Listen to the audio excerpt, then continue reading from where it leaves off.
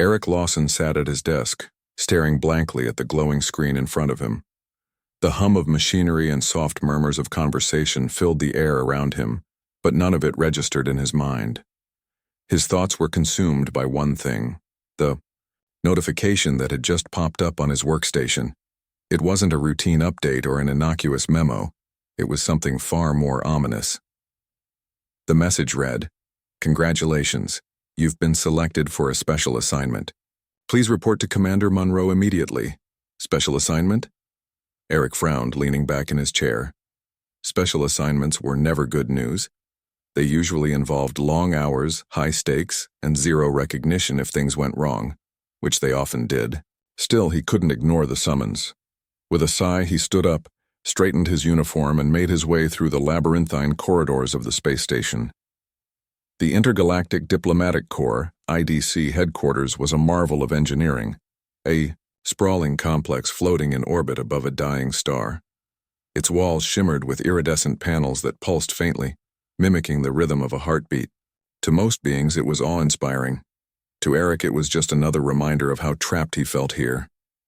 He hated this place, not because it was ugly or oppressive, but because it represented everything he despised about his job. Bureaucracy, politics, and endless meetings where nothing ever got decided. When Eric reached Commander Rachel Monroe's office, he hesitated before pressing the entry chime.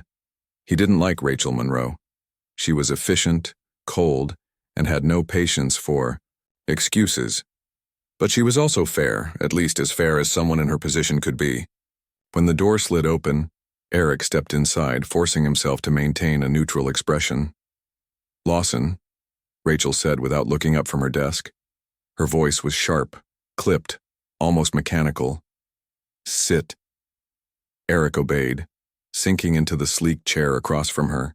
The room was sparsely decorated with only a few holographic displays hovering over her desk.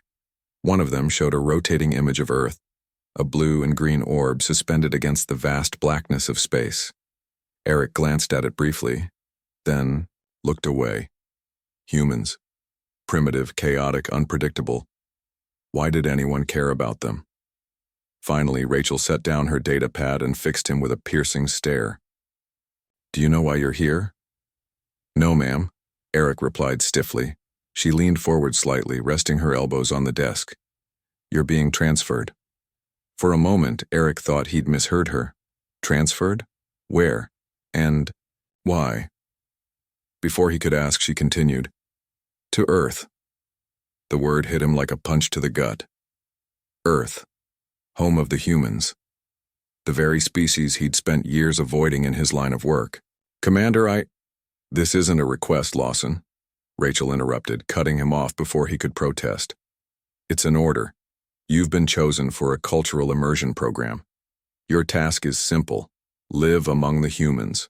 Observe their behavior and report your findings back to us."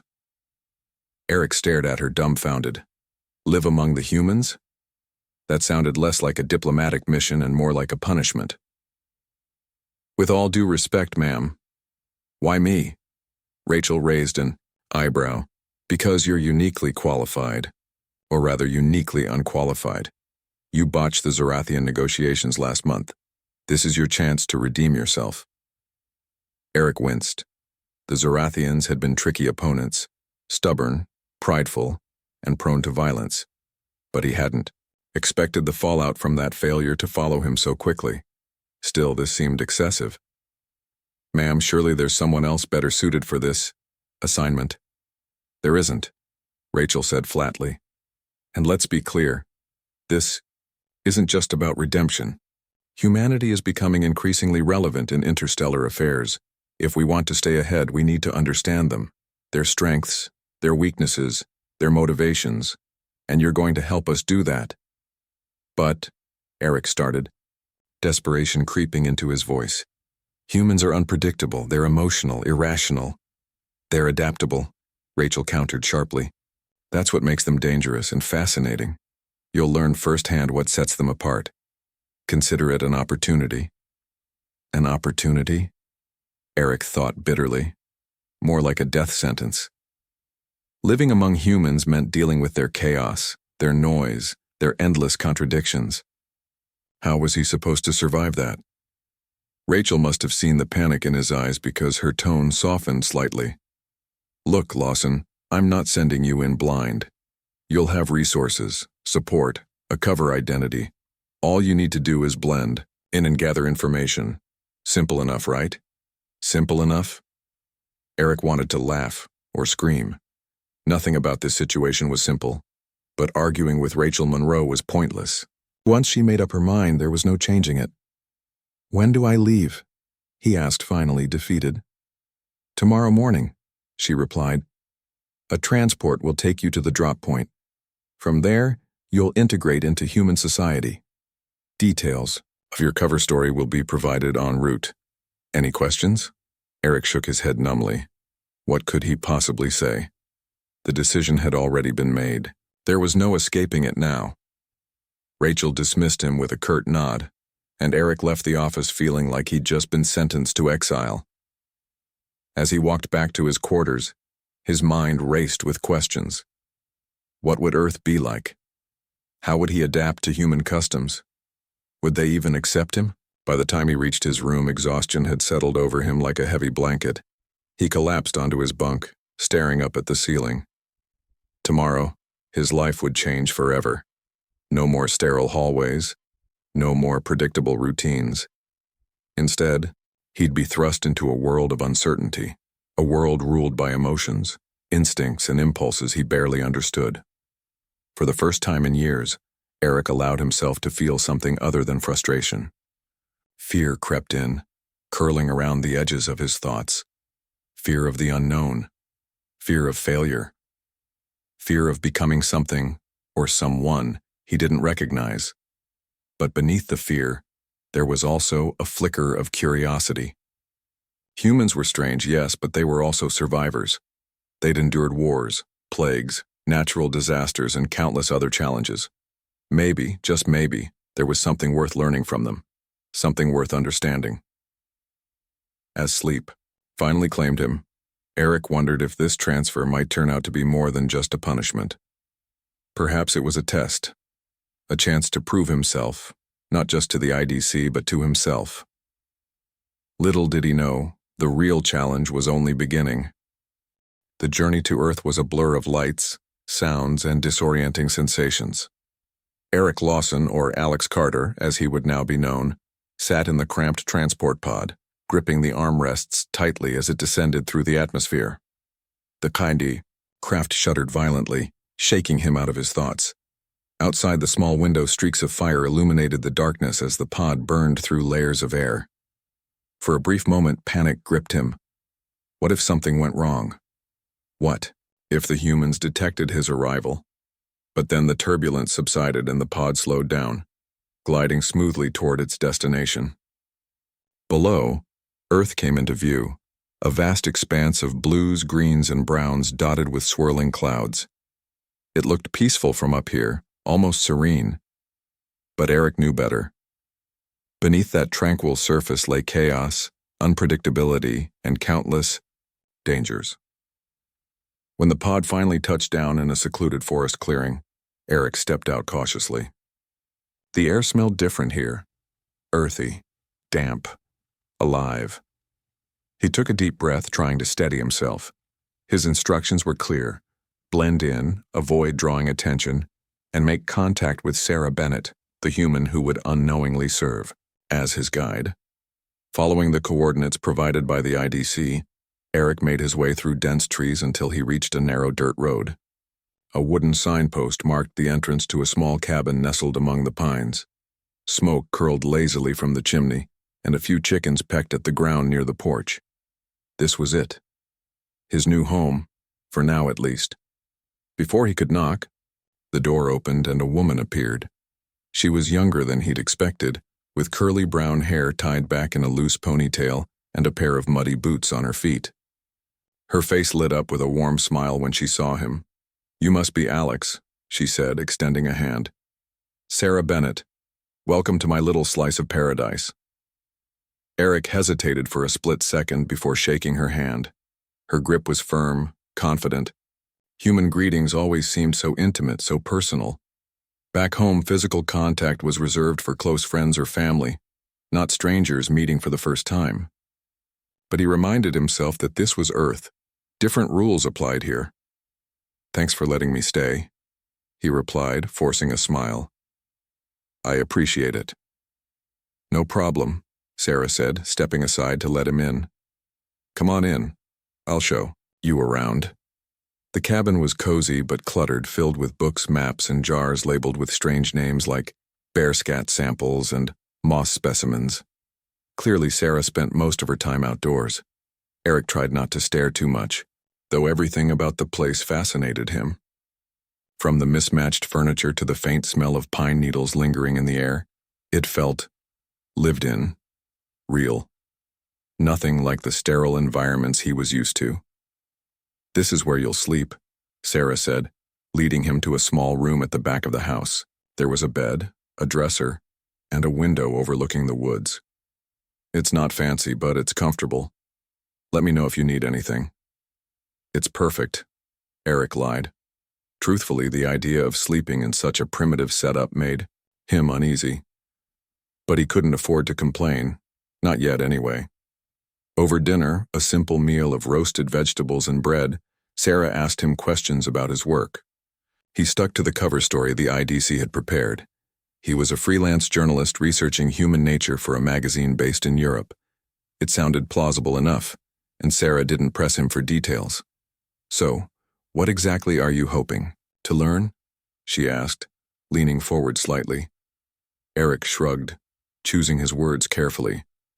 "Just how people interact with each other, their habits, their values, the things they care about. It's fascinating, really." Sarah nodded thoughtfully. "Well, you've come to the right place. Around here, life moves pretty slow. People still talk to each other face to face instead of staring at screens all day. You'll get a good sense of what makes us tick." That evening, Sarah offered to take him on a walk to explore the area. Though he was tired from the journey, Eric agreed. He needed to start learning as much as possible about this world, and Sarah seemed like the ideal teacher. As they strolled along the forest trail, Sarah pointed out various plants and animals, explaining their roles in the ecosystem. Eric listened intently, amazed by her enthusiasm. Humans often seemed chaotic and self-centered, but Sarah's passion for nature revealed a deeper side to them, a connection to the world around them that he hadn't anticipated. At one point, they came across a group of deer grazing in a clearing. Eric froze, unsure how to react. Animals like these were rare on his home planet, confined to zoos or research facilities. Seeing them roam freely was both beautiful and unsettling. "They're harmless," Sarah assured him, noticing his hesitation. "Just don't make any sudden movements." He nodded, watching silently as the deer lifted their heads, ears twitching. One of them locked eyes with him, and for a moment, Eric felt an inexplicable sense of connection. These creatures weren't so different from him, after all. They were just trying to survive, to adapt to their surroundings. On the way back to the cabin, Sarah talked about the town nearby, a quaint little community called Willow Creek. "You should come with me tomorrow," she suggested. "There's a farmer's market in the morning. It's a great way to meet people." Eric hesitated. Meeting more humans meant taking bigger risks, but he also knew he couldn't isolate himself completely. If he wanted to succeed in his mission, he needed to immerse himself fully in their culture. "Sure," he said finally. "Sounds interesting." That night, lying in bed, Eric replayed the day's events in his mind. So far, Sarah had been kind and welcoming, far more than he deserved. He wondered how long he could keep up the charade. How long before she realized he wasn't who he claimed to be. Still, there was something refreshing about being treated like an ordinary person instead of a cog in the IDC machine. On his home planet, every interaction was calculated, every word weighed for its potential consequences. Here, conversations flowed naturally, driven by curiosity and emotion rather than strategy. For the first time since arriving on Earth, Eric allowed himself to relax. Maybe living among humans wouldn't be as unbearable as he'd feared. Sure, they were unpredictable, but they were also full of surprises. And maybe, just maybe, That unpredictability was exactly what made them worth studying. As sleep overtook him, Eric resolved to approach this assignment with an open mind. Whatever challenges lay ahead, he would face them head-on. After all, he had no choice. Failure wasn't an option, not if he wanted to prove himself to the IDC and, more importantly, to himself. The next morning, Eric woke up to the sound of birds chirping outside his window. For a moment he lay there, staring at the wooden beams above him, trying to shake off the grogginess. It was strange how different mornings felt here compared to his home planet. There, everything was precise and controlled. The soft hum of machinery, the steady rhythm of artificial light. Here, nature dictated the pace. The sunlight filtered through the trees, casting shifting patterns on the walls. The air smelled fresh, tinged with the scent of pine and damp earth. He got dressed quickly, choosing clothes that matched what Sarah had described as casual but presentable. Jeans, a plain shirt, and sturdy boots borrowed from Sarah's spare closet. As he stepped into the kitchen, he found her already there, sipping coffee and reading a book. She looked up when she heard him enter and smiled. "Morning, Alex," she said cheerfully. "Ready for your first taste of Willow Creek?" "As ready as I'll ever be," Eric replied, attempting a smile. Truthfully, he wasn't sure how to act around other humans in a public setting. He'd spent years observing them from afar, analyzing their behavior through reports and recordings, but being thrust into their world was entirely different. What if he said something wrong? Or did something that gave him away? Sarah must have noticed his unease because she added, "Don't worry. Everyone in town is friendly. Just be yourself." Be yourself. Easy for her to say. Eric didn't even know who himself was anymore. Still, he nodded and followed her out to her truck, a battered old vehicle that rattled slightly as they drove down the bumpy road toward town. When they arrived at the farmer's market, Eric was overwhelmed by the sheer variety of sights, sounds, and smells. Stalls lined the street, each one bursting with color. Fresh fruits, vegetables, baked goods, handmade crafts. People milled about, chatting animatedly, laughing, haggling over prices. It was chaotic, yes, but also strangely inviting. Sarah led him to a stall run by an elderly man selling jars of honey. "This is Mr. Peterson," she introduced. "He's been keeping bees for over 40 years. Mr. Peterson grinned, holding out a jar for Eric to inspect. "Best honey you'll ever taste, son. Guaranteed." Eric hesitated, unsure how to respond. Back home, such directness would have been considered rude, but here it seemed normal, even endearing. "Thank you," he said finally, taking the jar. "I'll give it a try." As they moved from stall to stall, Sarah introduced him to more people. A young couple selling homemade jams, a woman weaving baskets, a boy playing guitar for tips. Each interaction left Eric feeling more confused and more intrigued. These humans were so open, so unguarded. They shared stories, jokes, and advice without hesitation. It was both admirable and terrifying. At one point, they stopped at a booth where a group of children were gathered around a table covered in colorful drawings. A volunteer explained that the kids were raising money for a local animal shelter. One little girl tugged on Eric's sleeve, holding up a picture of a cat. "You can buy this for $5, she said brightly. "It helps the kitties." Eric stared at the drawing, unsure what to do. He didn't need a piece of artwork, but the girl's hopeful expression made it impossible to refuse. "Sure," he said, handing her a bill. "It's very nice." Her face lit up with joy, and she hugged him tightly before running off to show her friends. Eric stood there, stunned. Such simple gestures, buying a jar of honey, supporting a child's cause, seemed insignificant, yet they carried so much weight. Humans connected through these moments, creating bonds that transcended logic or reason. Later, as they sat on a park bench eating apple pie, Sarah turned to him. "So, what do you think?" "It's different," Eric admitted. "Everyone seems so happy," Sarah laughed softly. "Not always. Life isn't perfect here. We have our share of problems, believe me, but we find ways to make it work. That's what community is all about." Community. The word stuck in Eric's mind. On his home planet, individuals operated independently, focused solely on efficiency and productivity. Relationships were transactional, built on mutual benefit rather than genuine connection. Here, people relied on each other, not just for survival, but for companionship, support, and meaning. Over the next few days, Eric continued to immerse himself in human life. Sarah took him hiking, fishing, and even to a lively town hall meeting, where residents debated whether to build a new playground. At first, Eric struggled to understand why anyone would care so passionately about something so trivial. But as he listened to their arguments, he began to see the bigger picture. To these humans, the playground represented hope, progress, and a better future for their children.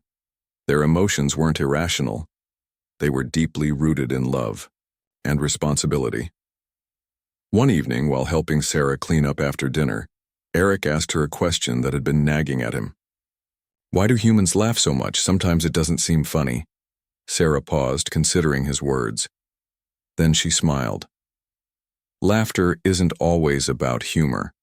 Sometimes it's about relief or joy or even nervousness. It's a way of connecting with others, of saying, 'I'm here with you.' Does that make sense?" Eric nodded slowly. It did make sense, though it was still hard for him to grasp fully. Emotions were messy, unpredictable. They defied logic, which made them both fascinating and frustrating. That night, as he lay in bed, Eric reflected on everything he'd experienced so far. Humans were complicated creatures, full of contradictions. They could be selfish and generous, cruel and kind, fearful and brave, all within the span of a single day. Yet despite their flaws, they managed to create something beautiful, a web of relationships that held them together. For the first time, Eric began to question the assumptions he'd grown up with. His people valued order, precision, and control. They saw emotion as a weakness, something to be suppressed or eliminated. But maybe there was strength in vulnerability, in allowing oneself to feel deeply and connect openly. As sleep claimed him, Eric realized that his mission had shifted. It wasn't just about gathering information anymore. He wanted to understand, not just humanity, but himself, and perhaps in doing so, he might discover what it truly meant to be alive.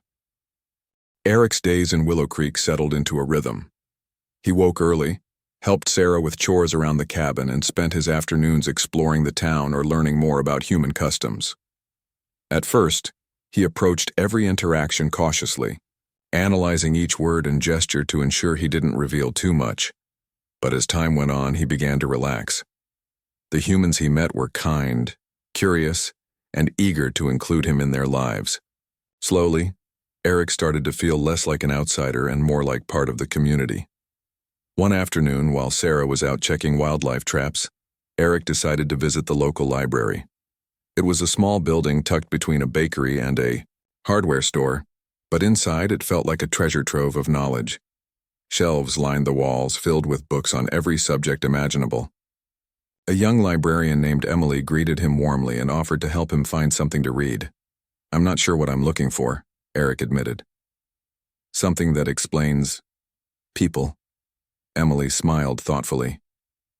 "You might enjoy this one," she said, pulling a worn paperback from the shelf. The title read, "What Makes Us Human." It's a collection of essays about human nature, love, fear, ambition, all that stuff. Eric thanked her and sat down at a table near the window. As he flipped through the pages, he found himself captivated. The authors wrote passionately about the complexities of human emotions, the ways people formed relationships, and the struggles they faced in finding meaning in life. Some parts confused him, others resonated deeply. For the first time, he realized that understanding humans wasn't just about observing their behavior, it was about stepping into their shoes, seeing the world through their eyes. When Sarah returned home later that evening, Eric showed her the book. "I think I'm starting to get it," he said. "Humans aren't just driven by logic. They're shaped by stories, memories, dreams." Sarah nodded, smiling. "That's right. We're messy, Alex. Our lives don't always make sense, but that's what makes them worth living." Her words stayed with him long after they'd finished dinner and gone to bed. Humans weren't perfect. They made mistakes, argued, hurt each other, but they also forgave, rebuilt, and grew stronger. Their imperfections gave them depth, richness. Eric wondered if his own species had lost something important in their pursuit of perfection. But just as Eric began to feel comfortable in his new life, complications arose. One evening, as he and Sarah strolled along the forest trail, they noticed strange marks on the trees, deep cuts that looked deliberate. Sarah frowned, brushing her fingers over the scars. "This isn't natural," she said. "Someone's been here." Eric's stomach tightened. He knew what those marks meant. Surveillance devices. The IDC hadn't trusted him to complete his mission alone. They'd sent agents to monitor him. His cover wasn't as secure as he'd hoped. The next morning, Sarah discovered a small camera hidden behind a stack of firewood near the cabin. She held it up, her expression puzzled. "What is this, and why is it here?" Eric froze, his mind racing. How could he explain without revealing the truth? "Maybe it's some kind of wildlife camera," he suggested hesitantly. "People use them to track animals." Sarah didn't look convinced, but she let it drop, for now. Still, Eric could see the suspicion in her eyes. He couldn't keep lying to her forever. Sooner or later, she'd figure it out. That night, as they sat by the fire, Eric wrestled with his conscience. Should he tell her the truth? Would she believe him? Or would she turn him away? Or worse, report him to the authorities? Humans were unpredictable, and Eric had no idea how Sarah would react. Before he could decide, another complication emerged. A man appeared at the edge of the woods, watching them silently. When Eric spotted him, his blood ran cold. It was Agent Kyle Harper, one of the IDC's most ruthless operatives. Harper stepped forward, his face expressionless but his eyes sharp and calculating. "Alex Carter," Harper said, his voice low and menacing. "We need to talk." Sarah stood up, alarmed. "Who are you? What do you want?" Harper ignored her, focusing solely on Eric. "Your superiors are growing impatient. You've been here for weeks and your reports are incomplete. If you don't start delivering results, we'll have to take matters into our own hands." Eric clenched his fists, anger bubbling beneath the surface. "I'm doing my job," he snapped. "Leave me alone." Harper smirked. "Not good enough. Remember who you work for, and what happens if you fail." With that, he turned and disappeared into the darkness. Sarah stared at Eric, her face pale. What was that about? Who is he? Eric hesitated, torn between loyalty to his mission and his growing attachment to Sarah. Finally, he took a deep breath and began to explain. "I'm not who you think I am," he said quietly. "My name isn't Alex Carter. I'm not from here." Sarah blinked, clearly struggling to process his words. "What do you mean, not from here? Where are you from?" He glanced at her, searching her face for signs of fear or disbelief. Instead, he saw only curiosity and maybe a hint of concern. "Another planet," he admitted. "I was sent here to study humans, to learn about your culture. Everything I told you was a lie." For a moment, Sarah said nothing. Then she sank back onto the log beside him, shaking her head slowly. "Okay," she said finally. "That's a lot to take in." "I know," Eric replied. "And I'm sorry. I never wanted to deceive you. But if anyone finds out, no one will," Sarah interrupted firmly, "because I won't tell them. But you owe me the rest of the story. Why are you really here? And who was that guy?" Eric sighed, knowing he couldn't hide anything. "Now, his name is Kyle Harper. He works for the same organization that sent me here. They're monitoring my progress, making sure I don't go soft on humans." Sarah raised an eyebrow. "Go soft?" "They see you as chaotic, irrational," Eric explained. "They think your flaws make you weak, but I don't agree. Not anymore." Sarah studied him for a long moment, then nodded. "All right, so what's the plan? Are you going to run? Fight back?" "What?" Eric hesitated. Running wouldn't solve anything. The IDC would just send more agents. Fighting back seemed impossible. He was outnumbered and outgunned. But giving up wasn't an option either. "I need your help," he said finally. "If we can disable their equipment and force them to retreat, maybe I can buy some time. Figure out what to do next." Sarah crossed her arms, thinking, "You're asking me to risk everything for someone who lied to me." "Yes," Eric admitted, "but I promise, I'll make it right, I swear." To his relief, Sarah smiled, faintly. "All right, alien boy. Let's do this." Over the next few days, Eric and Sarah worked together to prepare for Harper's return. Using Sarah's knowledge of the terrain and Eric's access to advanced technology, they devised a plan to lure Harper and his team into a remote area. There, they would disable their surveillance devices and create enough confusion to drive them away, at least temporarily. On the appointed day, Eric left a false trail leading deep into the woods, planting clues that would draw Harper's attention.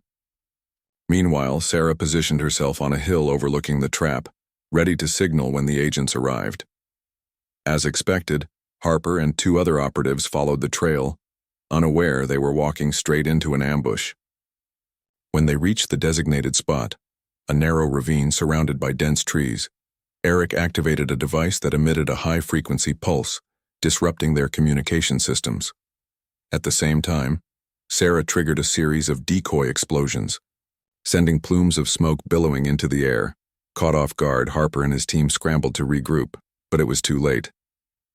By the time they realized they'd been tricked, Eric and Sarah were already slipping away, leaving behind only a single message scrawled on a tree trunk. Game over.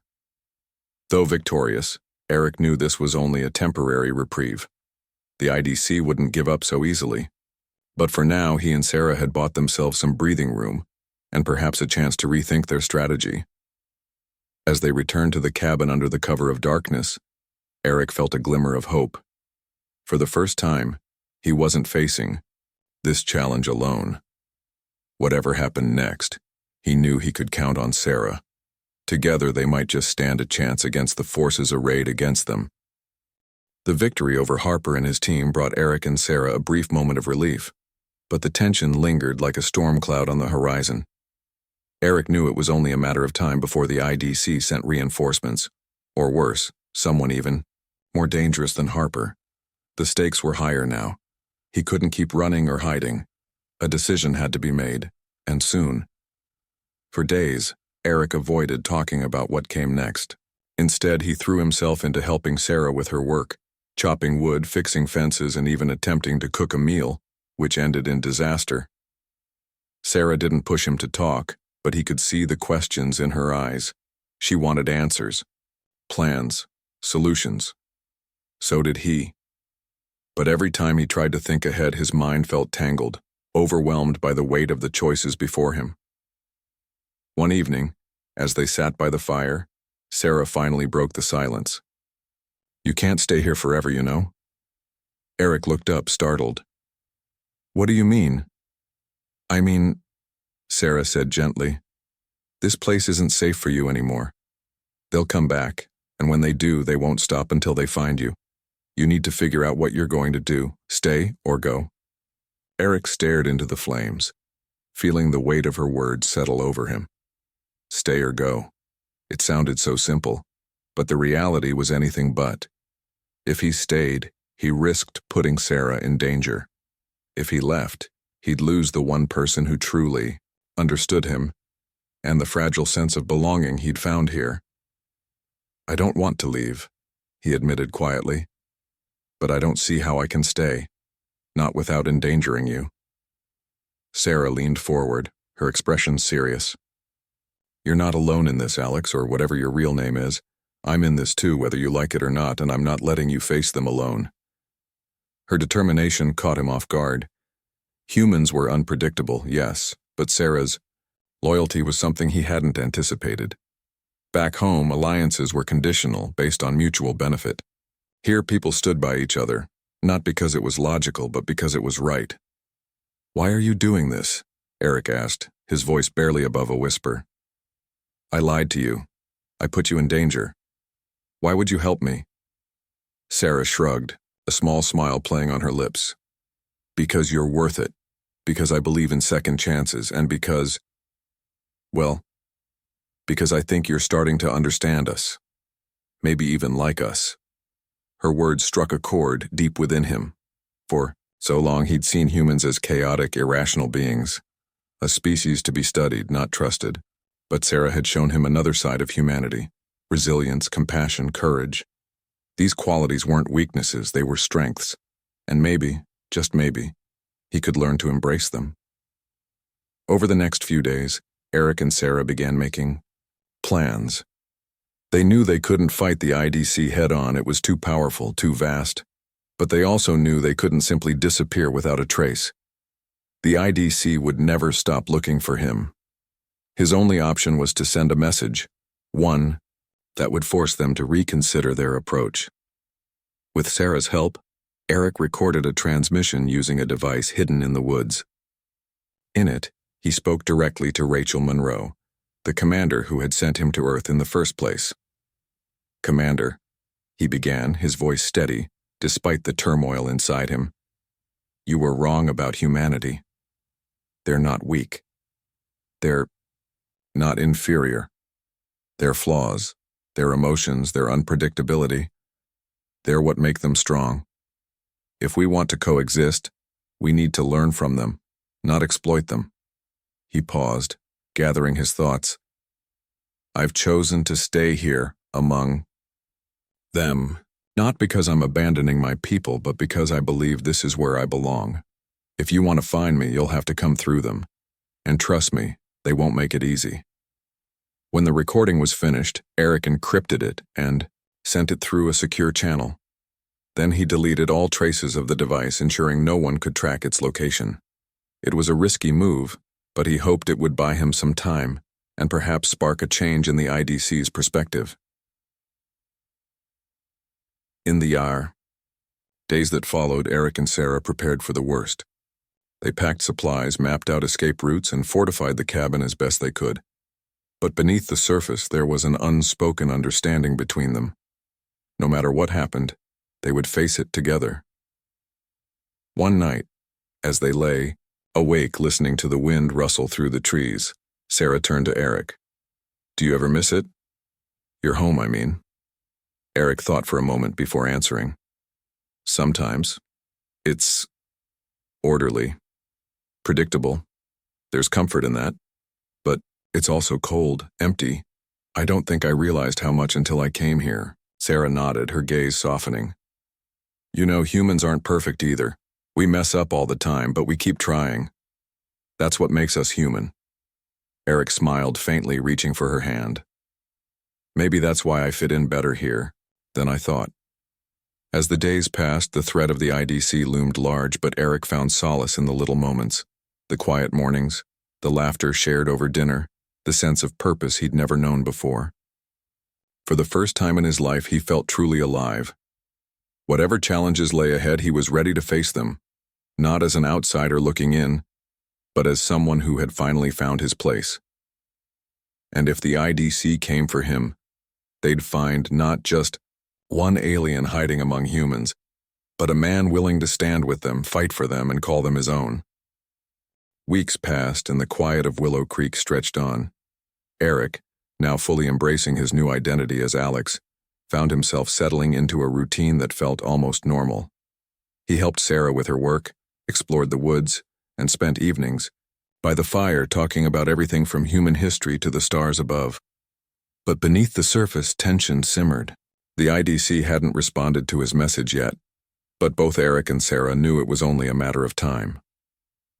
One crisp morning, as they sat drinking coffee on the porch, Sarah broke the silence. "Do you think they'll come?" Eric glanced at her, then out toward the horizon where the sun was just beginning to rise.